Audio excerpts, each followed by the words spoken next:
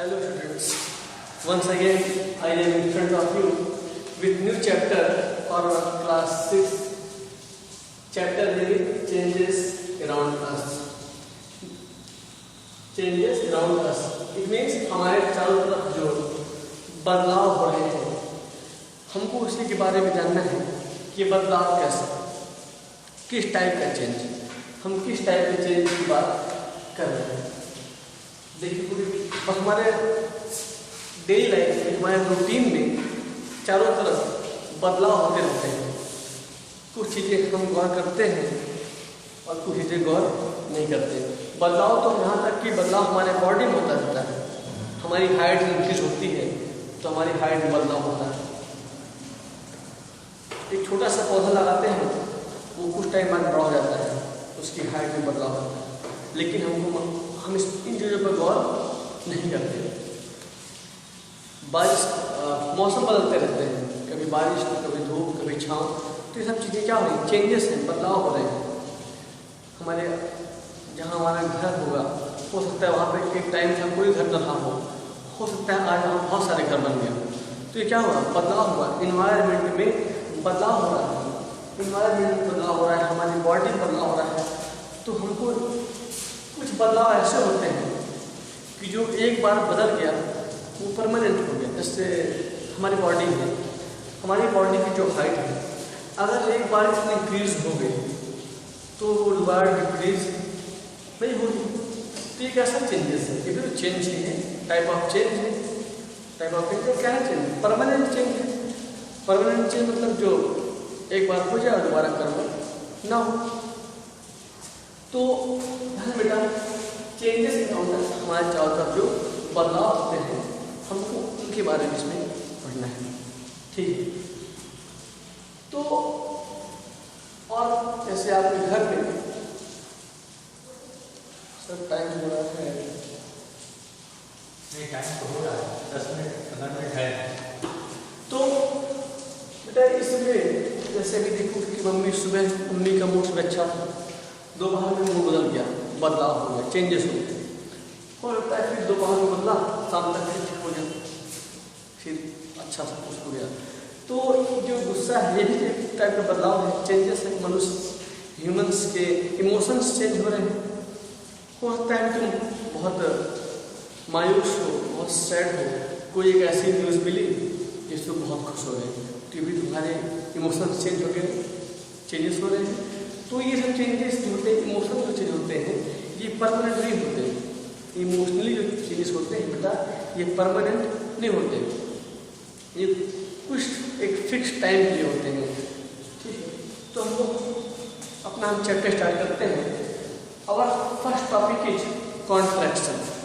What is contraction? Contraction means बेटा कि जब कोई ऑब्जेक्ट, जब उस पर हम फोर्स अप्लाई करें या फिर हम फोर्स ना अप्लाई करके उसको हम हीट कर दें या फिर कूल करें। ध्यान देना बेटा कि सपोज दैट वाटर है, जब हम वाटर को कूल करते हैं तो वो कॉन्ट्रैक्ट होता है, सिकुड़ जाता है, श्रिंक हो जाता है, और सिकुड़ करके श्रिंक होकर बर्फ बन जाता है। यस, तो contraction is a process in which an object becomes smaller in size.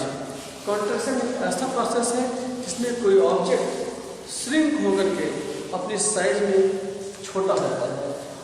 अभी तो हम आपकी क्लास में इतना ही पढ़ेंगे कि ऑब्जेक्ट को हम कूल करेंगे तो ऐसा होता है। जैसे जैसे आपकी क्लास इंक्रीज होगी, वहाँ पर हम आपको पढ़ेंगे कि ऐसा होता क्यों है।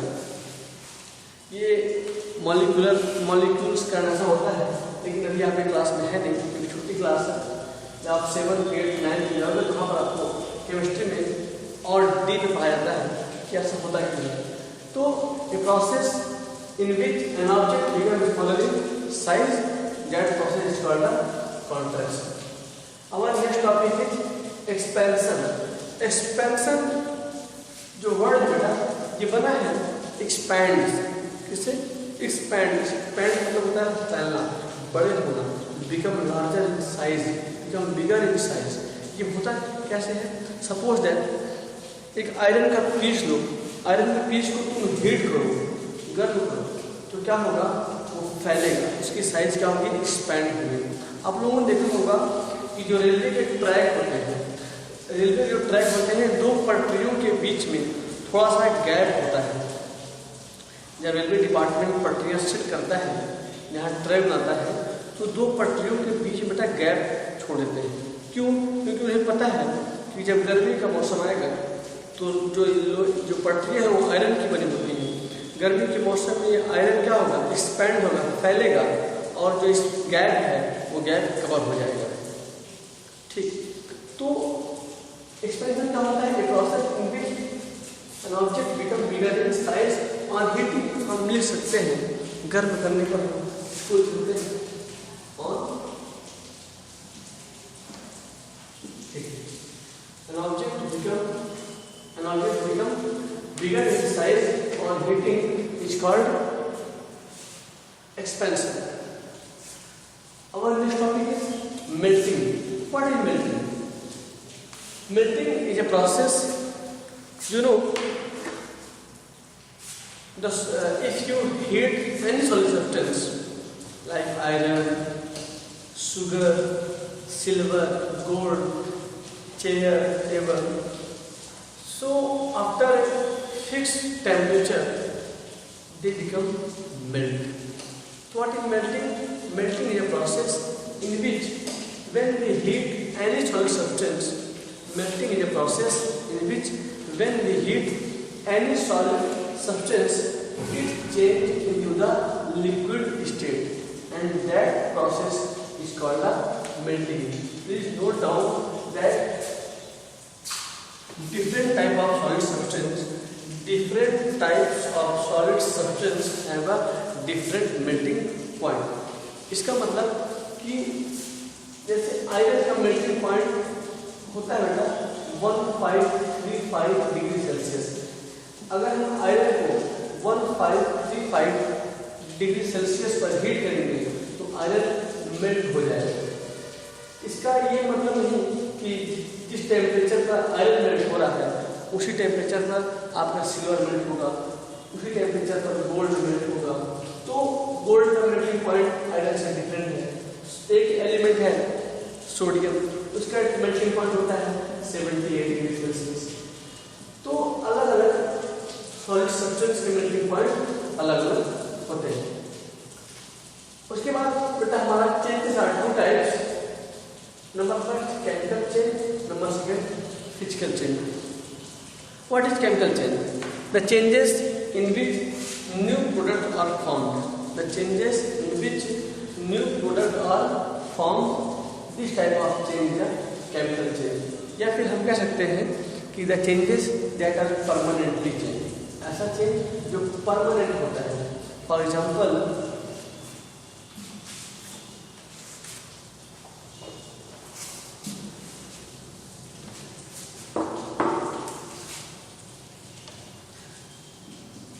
the burning of paper, या फिर और formation of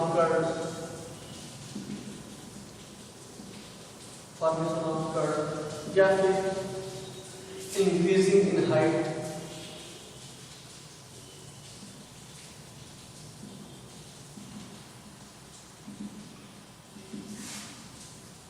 the burning of paper। अगर बेटा का पेपर एक बार अगर बर्न हम कर दें तो क्या उस बर्न हुए पेपर से हम दोबारा पेपर बर्न बना सकते हैं? नो। फॉर्मेशन ऑफ कर्ड, यदि हम मिल्क से एक बार हम कर्ड फॉर्म कर दें तो क्या फिर उस कर्ड से दोबारा मिल्क फॉर्म होगा? नो। इंक्रीजिंग इन हाइट, यदि आपकी हाइट एक बार इंक्रीज हो गई तो आप सोचो कि हम दोबारा फिर छोटे हो जाएं, तो ये पॉसिबल है? नहीं। तो इस टाइप के चेंज हो रहे हैं इन्हें बेटा बोलते हैं chemical change. The changes in which new substance are formed. हमको दूध में चेंज हुआ, मिल्क में चेंज हुआ और हमको कर्ड मिल गया। पेपर बर्न हुआ, चेंजेस हुआ, हमको क्या मिल गया? एज राख मिल गई। हमारी हाइट इंक्रीज हुई, हमारी हाइट मिल गई। तो इस टाइप के चेंज चेंज को केमिकल चेंज कहा जाता है। And physical change just opposite that, it is just opposite of chemical change. What is physical change? The change in which no new substance are form, जिसमें कोई नया substance नहीं मिलेगा।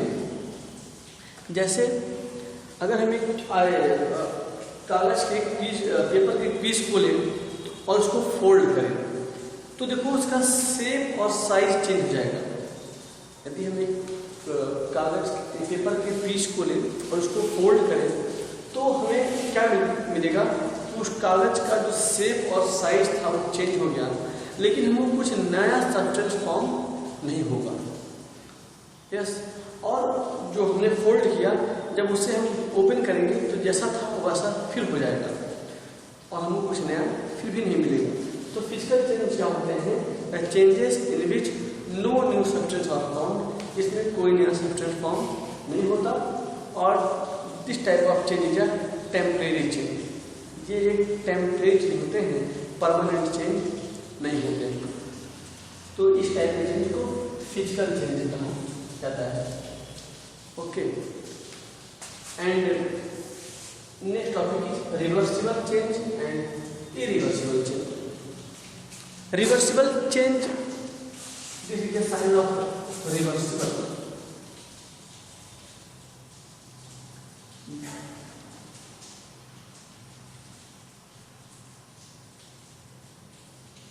And this is a sign of irreversible. So what is a reversible change? The change that can reverse again. ऐसा change जो दोबारा reverse हो जाए, जिस फॉर्म में था उसी फॉर्म में दोबारा कन्वर्ट हो जाए, तो इस टाइप के चेंज को रिवर्सिबल चेंज कहते हैं। जैसे अगर हम एक आयरन के रॉड को मोड़ दें तो हम उसे दोबारा फिर सीधा कर सकते हैं। तो ऐसा चेंज हुआ, ये रिवर्सिबल चेंज हो गया। ओके, तो the change that can reverse again, that type of change is called the reversible change. Okay, what is irreversible change? The change that can not reverse again is called the irreversible change. Okay, the last question of your textbook answered is what happened when sugar is heated. In our previous chapter 5, I have taught you the formula of sugar. The formula of sugar is C6H12O6. Okay, so what is question? What happened when sugar is heated? When sugar is heated, then we will found a black color powder. जब हम sugar को heat करेंगे एक high temperature पर तो क्या होगा? हमें एक ब्लैक कलर का पाउडर सब्सटेंस मिलेगा। बिकॉज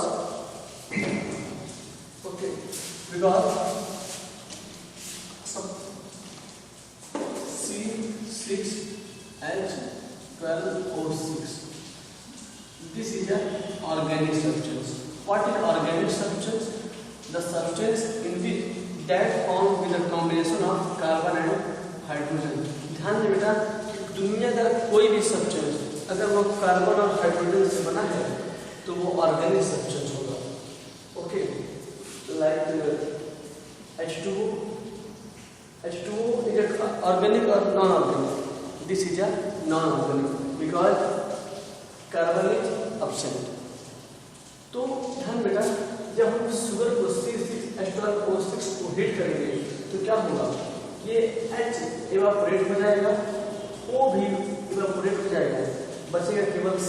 C मीन्स कार्बन, और कार्बन जो होता है वो कैसा होता है? कलर में ब्लैक होता है। तो हमको एक ब्लैक कलर का पाउडर सब्सटेंस फॉर्म होगा। जो हमारा चैप्टर में था वो था सेपरेशन ऑफ सब्सटेंस, और चैप्टर 16 इज नाउन एज। तो बेटा इस चैप्टर बहुत छोटा था तो इस चैप्टर में इतने ही पॉइंट्स थे और ये चैप्टर एंड होता है।